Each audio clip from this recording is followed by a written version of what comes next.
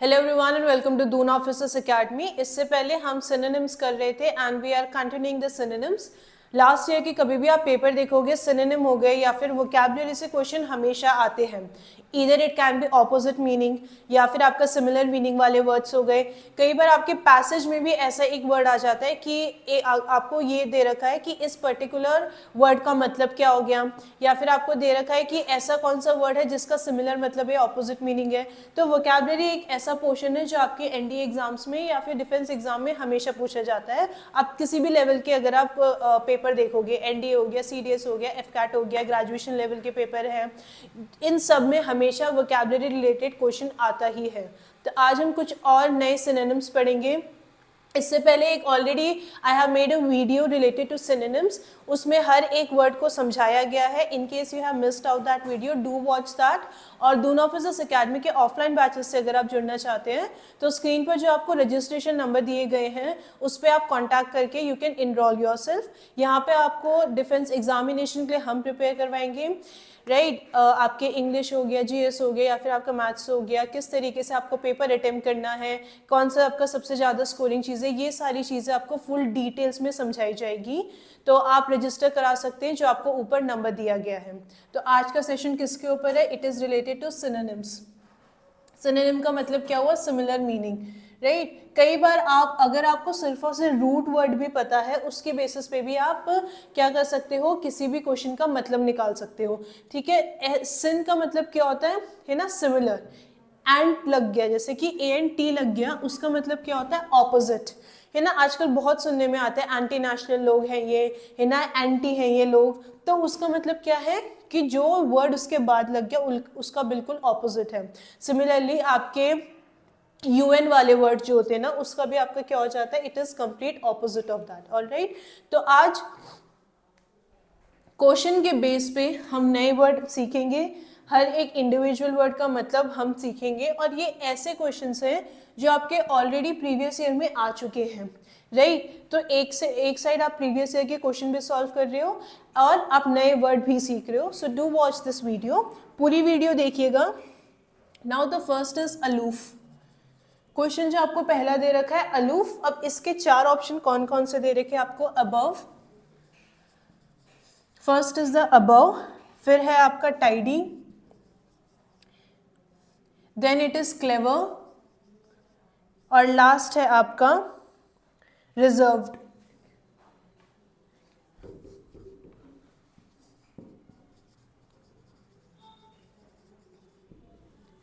Aloof का मतलब क्या होता है? आपने कुछ ऐसे लोग भी होते हैं, ठीक है, it can be in any age group, ज़रूरी नहीं है कि सिर्फ बच्चे ऐसे होते हैं। कुछ ऐसे होते हैं जो हमेशा थोड़ा डिस्टेंस बना के रहते हैं, है ना, वो अपने में रहते हैं।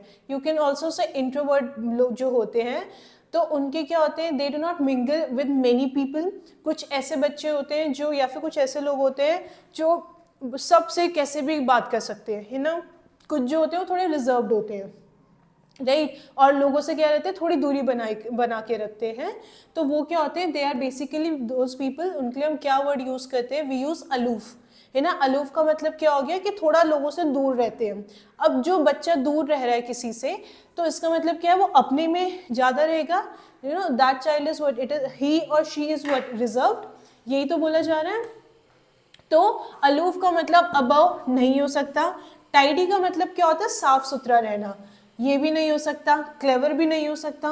कई बार आप क्वेश्चन का सिर्फ एलिमिनेशन मेथड के थ्रू भी आंसर निकाल सकते हो, है ना। अब देखो, अबव नहीं हो सकता, टाइडी नहीं हो सकता, क्लेवर नहीं हो सकता, तो बस एक ही आपका ऑप्शन रह गया ना, कौन सा है? रिजर्व।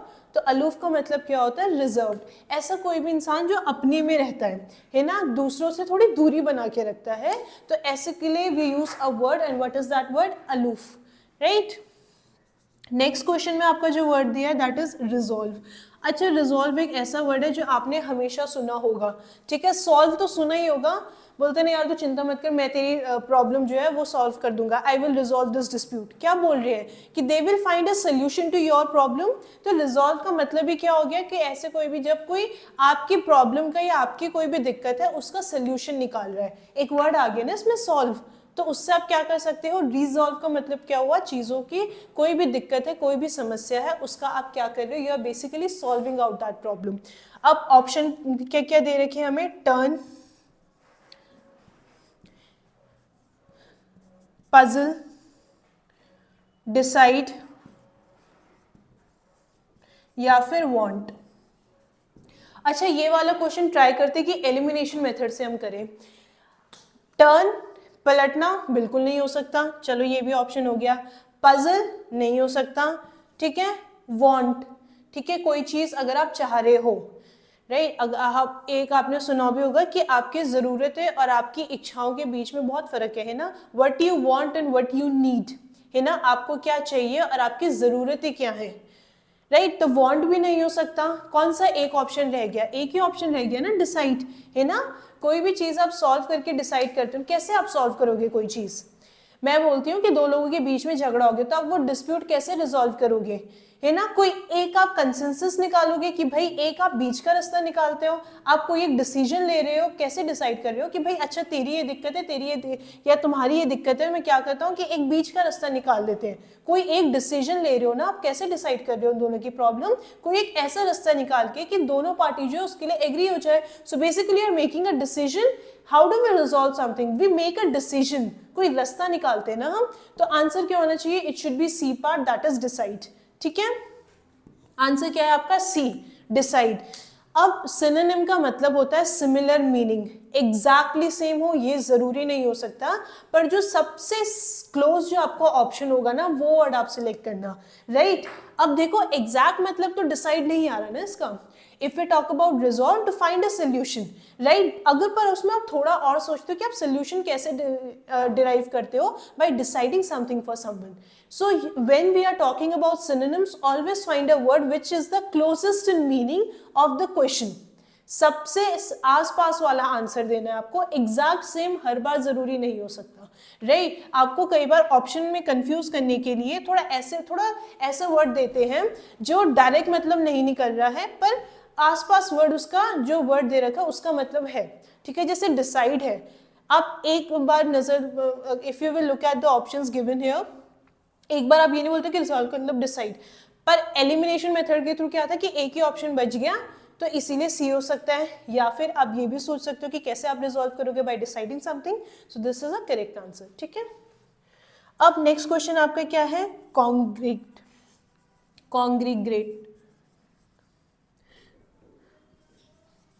ठीक है। कॉन्ग्लोमरेट हो गया, एक कॉन्ग्लोमरेट है वो भी आपका आई गेस काफी बार आ चुका है एनडीए या फिर आपके सीडीएस लेवल एग्जाम में।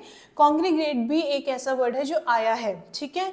एक चीज याद रखिएगा, कॉन्ग्लोमरेशन, राइट, जैसे कि आप कई बार if you will look at the news, आपको बहुत बार बोला जाता है कि न्यूज़पेपर पढ़ो, न्यूज़पेपर पढ़ो, कुछ बच्चे बोलते हैं क्यों पढ़ना है ना। Not only it familiarise you with the current events but also you learn new words, ठीक है। स्पेशली अगर आप द हिंदू पढ़ोगे या फिर आप द इंडियन एक्सप्रेस पढ़ोगे, उसमें एडमिनिस्ट्रेटिव लैंग्वेज दी जाती है, मतलब ऐसी लैंग्वेज जो आप यूजुअली ऑफिशियल पर्पस के लिए यूज़ करते हो। तो इसीलिए आपको हमेशा कभी भी आप न्यूज़पेपर सजेशन पढ़ोगे तो द हिंदू या फिर द इंडियन एक्सप्रेस के लिए बोला जाता है।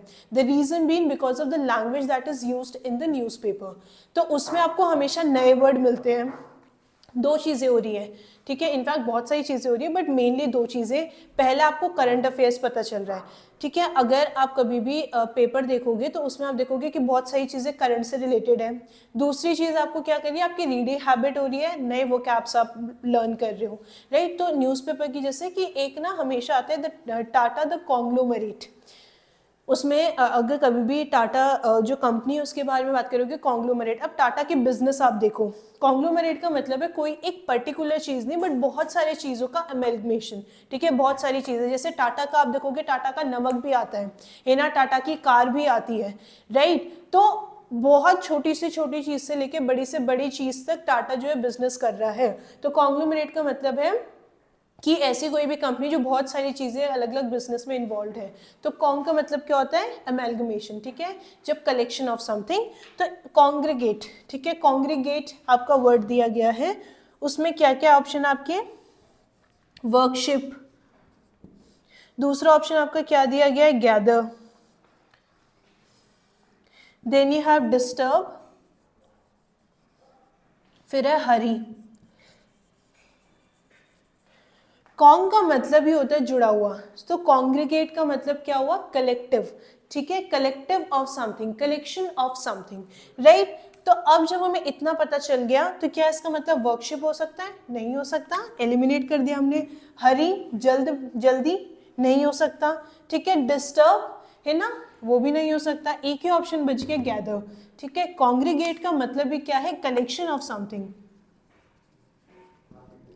I have just given you example of Tata. Tata is a conglomerate collection of business, है ना, नमक बना रही है, कार बना रही है, बहुत सारी चीज़ें बना रही है वो, तो इसका मतलब क्या हुआ, गैदर। द कॉन्ग्रीगेट का सबसे क्लोजेस्ट मीनिंग वर्ड यहाँ पे कौन सा है, गैदर है, ठीक है, इतना समझ आ गया। अब चलो नेक्स्ट क्वेश्चन करते हैं।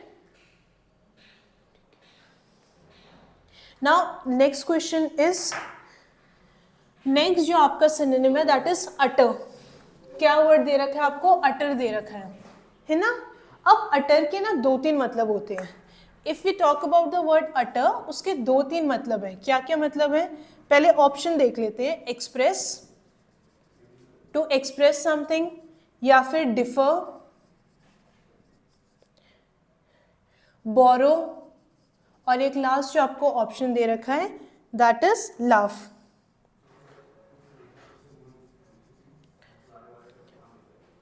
अगर अटर की बात करें, अटर के क्या क्या मतलब हुए, पहली चीज अटर का मतलब क्या होता है, आउटवर्ड, ठीक है। The meaning of the word utter is, बहुत सारी मतलब है इसकी। पहला क्या है आपका, आउटवर्ड, आउटवर्ड, ठीक है। If you will look at the word, आपके एक्सप्रेस, डिफर, बोरो और लाफ है ना, ठीक है। अटर मीन्स आउटवर्ड। इसका और क्या मतलब होता है, कंप्लीट, एब्सोल्यूट, ठीक है। इट कैन बी कंप्लीट, या फिर एक और वर्ड, अच्छा कंप्लीट का ही एक और आप वर्ड याद कर सकते हो, एब्सोल्यूट, है ना। एब्सोल्यूट वर्ड कई बार आया है, ठीक है, प्रीवियस ईयर में शायद 1-2 बार तो आ ही रखा है ये। एब्सोल्यूट का मतलब क्या होता है, कंप्लीट। एब्सोल्यूट हो गया, ये जो ऐसे थोड़ी सिमिलर है ना, एब्सोल्यूट, ऑब्सोल्यूट, ठीक है, ये आपको वर्ड्स पता होने चाहिए, कंप्लीट और एब्सोल्यूट। एक और मतलब होता है अटर का, टू एक्सप्रेस समथिंग, कोई चीज व्यक्त करना। कई बार एक सेंटेंस सुना होगा, he did not utter a word, है ना, एक शब्द नहीं उसने एक्सप्रेस किया, इसका मतलब है। तो अटर का मतलब क्या हो गया, एक्सप्रेस।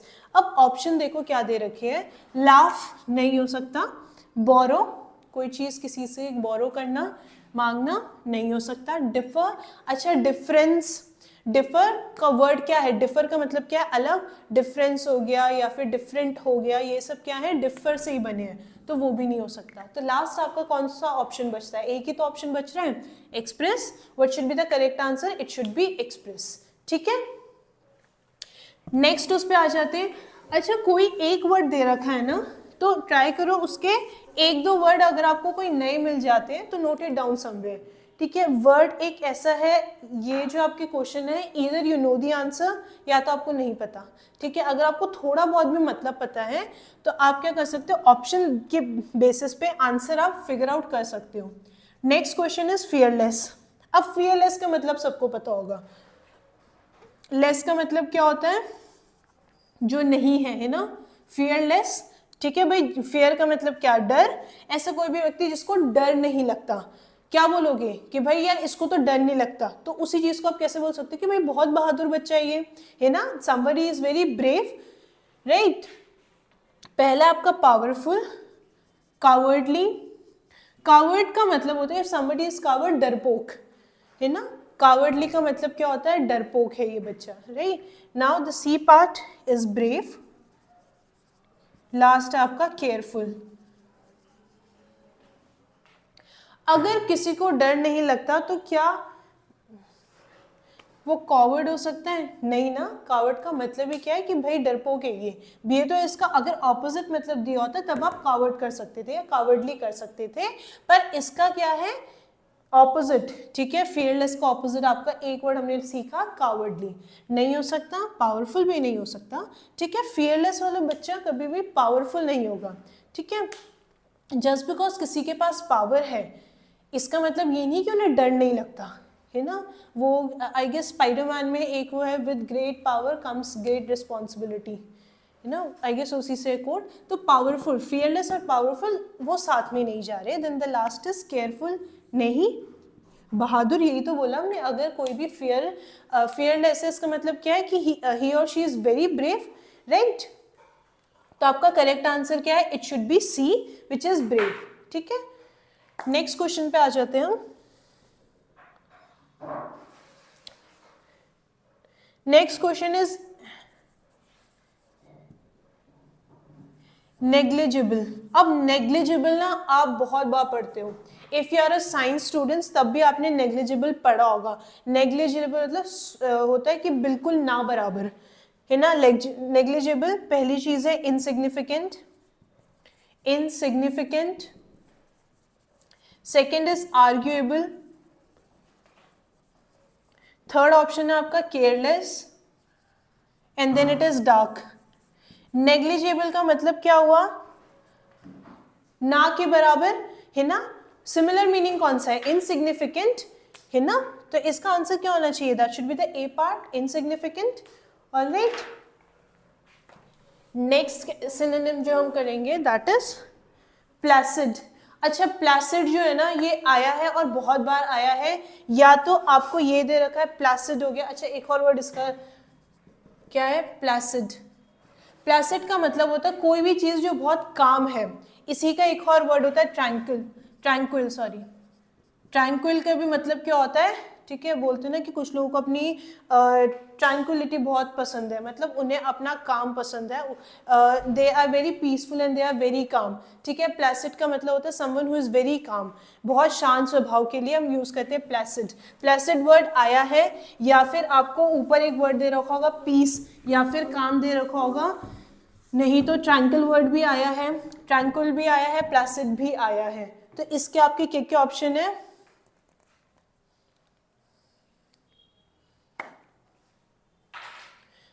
ऑप्शन आपको, अच्छा प्लैसिड का एक और वर्ड याद रख लेना, that is tranquil. Tranquil option में नहीं है, बस ये एक वर्ड बता दिया मैंने आपको। पहला है आपका काम, someone who is very calm, है ना, बहुत शांत रहते हैं, राइट। कुछ भी होता है, no matter how much the pressure is, वो बहुत आराम से अपना काम करेंगे। Now B part is lazy. शांत लोग लेजी नहीं होते हैं। सलूम, सलूम वर्ड जो था अभी हमने किया था, है ना। और लास्ट आपका कौन सा वर्ड है? डिवेश, डिवियस। ठीक है, तो आपका सही आंसर क्या होना चाहिए? प्लैसिड का it should be the A part, that is काम। ठीक है, प्लैसिड एक वर्ड है जो आया है, तो ये जरा वर्ड जरूर देख के जाना, प्लैसिड। और इसी का एक और वर्ड क्या है? Tranquil. Then it is rake. Rake का मतलब होता है ऐसा कोई भी इंसान हु इज इमोरल, है ना, जो मॉरली जो चीज़ है, जो आपके लाइफ के प्रिंसिपल या वैल्यूज होते हैं, जो जैसे कि एक अच्छा इंसान आप किसको कैसे कैरेक्टराइज करोगे कि भाई सबकी मदद करता है, रिस्पेक्ट करता है ना। So rake is a person who is immoral, मतलब लाइफ के जो नॉर्मल प्रिंसिपल होते हैं, फंडामेंटल्स होते हैं, उसको फॉलो नहीं करता है, उसको हम क्या बोलते हैं? रेक। अच्छा, ऐसा कौन सा वर्ड दे रखा है? थिन, थिन नहीं हो सकता। स्काउंड्रल, तो आपका करेक्ट ऑप्शन स्काउंड्रल ही होना चाहिए ना, है ना। स्काउंड्रल का मतलब क्या होता है? Any immoral person. Then it is gentleman. अगर रेक का ऑपोजिट दिया होता ना, तब आप जेंटलमैन कर सकते थे, है ना। अगर रेक का आपको एंटोनिम्स पूछा गया होता, ये सारे ऑप्शन होते, तो इसका करेक्ट आंसर एंटोनिम्स में जेंटलमैन मैन हो सकता था। फिर है आपका शॉवल। शॉवल वो जिससे आप वो खोदते हो ना, इट्स अ एग्रीकल्चरल टूल। ठीक है, नेक्स्ट क्वेश्चन है स्टिग्मा। अच्छा, आपने स्टिग्मा एक ऐसा वर्ड है जो आपने हमेशा सुना होगा, right. There is a great stigma attach to it, मतलब ऐसी कोई भी रूढ़िवादी सोच, ठीक है, कोई भी ऐसी चीजें जो लोगों को लगता है कि ये चीज गलत है। पहले के टाइम पे क्या होता था कि सती प्रथा होती थी, राइट, कि there was a stigma attach to women कि अगर उसके हस्बैंड की डेथ हो जाती है तो जो चिता जल रही है उसके पति की, उसी में सती प्रैक्टिस की जाती थी, है ना। तो सती में क्या होता था कि और ये if you will look at the history, Sati practice के लिए राजा राम मोहन रॉय ने बहुत आवाज़ उठाई थी, and he was the one जिन्होंने ये प्रैक्टिस जो थी ख़त्म करवाई थी। क्योंकि उनके घर में इफ़ यू विल उनके जो भाई थे आई गेस, या उनके कोई someone very close to him, उनकी जब डेथ हुई थी तब ये सती प्रैक्टिस करवाई गई थी। So from there he raise the voice against sati practice. तो किसी चीज़ से अगर स्टिग्मा अटैच्ड है, मतलब लोग क्या मानते हैं उसको कि ये चीज़ जो है गलत है, बुरी चीज़ है, राइट। कहते हैं ना समाज में ये एक धब्बा है, तो स्टिग्मा मीन्स दैट। पहला वर्ड है आपका stain, second is trial, third is difficulty,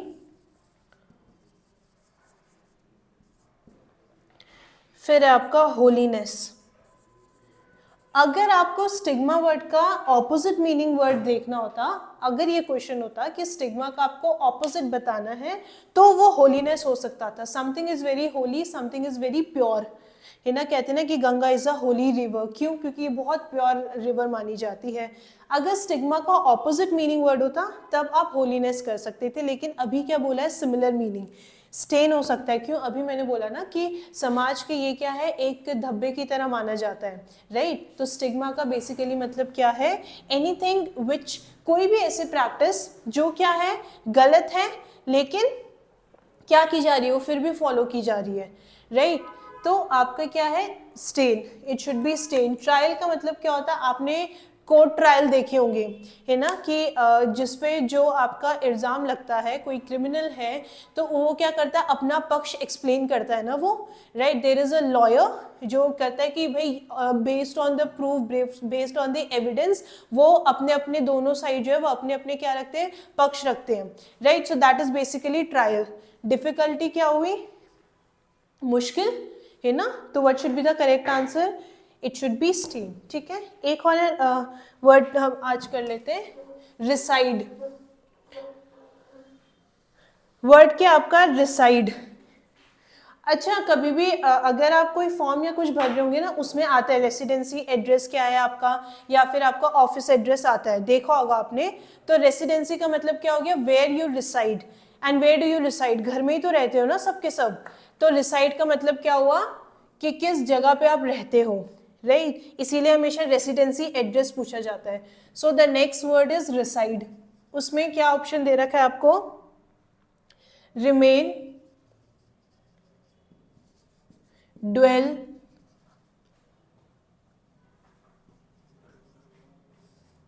home, sediment. अगर आपने कभी बचपन में वो प्रोसेस, सेडिमेंट क्या होते हैं, सेडिमेंटेशन प्रोसेस पढ़ते हो साइंस में, है ना। कभी नदी के आसपास भी जाओगे तो देखोगे ऊपर पत्थर है, नीचे आपके क्या है, रेत वगैरह आपको फील हो जाती है, राइट। कभी मिट्टी को आप पानी में घोलोगे, थोड़ी देर बाद क्या होता है, धीरे धीरे वो चीज़ें सेटल डाउन होने लग जाती है, तो वो क्या आपके सेडिमेंट। तो ये तो ऑप्शन नहीं हो सकता। ड्वेल, है ना, ड्वेल का मतलब क्या है, टू वॉन्डर समवेयर, तो ड्वेल भी नहीं हो सकता। रिमेन नहीं, इट शुड बी होम, है ना। एक एग्जांपल दिया ना मैंने, रेसिडेंस कहाँ, या फिर रेसिडेंस का है, या फिर आपका घर का address, where you reside. Reside का मतलब क्या होता है, to leave somewhere. So what should be the correct answer, it should be home, ठीक है। तो आज हमने कुछ और सिनोनिम्स पढ़े। वोकैबुलरी जो है एग्जामिनेशन पॉइंट ऑफ व्यू से आपके लिए इंपॉर्टेंट हो जाती है, क्योंकि कुछ ऐसे वर्ड हैं जो आपके रिपीट होते हैं। If you will look at the previous year paper, बहुत सारे ऐसे वर्ड हैं जो रिपीट हुए हैं। या आप कैसे करोगे, आपने एक वर्ड देख लिया, ठीक है, एक वर्ड देख लिया, उसके 2-3 सिमिलर मीनिंग और उसके 2-3 ऑपोजिट मीनिंग वर्ड भी कर लो, ठीक है। Make a table, right a word, ठीक है, एक वर्ड लिखा, उसमें टेबल बना दिया, सिनोनिम्स और एंटोनिम्स, राइट। यहाँ पे सिमिलर मीनिंग 2-4 वर्ड लिख लिए, ऑपोजिट मीनिंग भी 2-4 वर्ड आपने लिख लिए। तो ये हुआ आपके एक वर्ड अगर कोई आता है या इसके आसपास को कोई वर्ड आता है तो वो आपको मिस आउट नहीं होगा, right. So this was all for today. और दून ऑफिसर्स एकेडमी के ऑफलाइन बैचेस से जुड़ने के लिए जो आपको स्क्रीन पर नंबर दिए गए हैं, you can enroll yourself by contacting on those number. So this was all for today. Thank you everyone and have a good day to you all.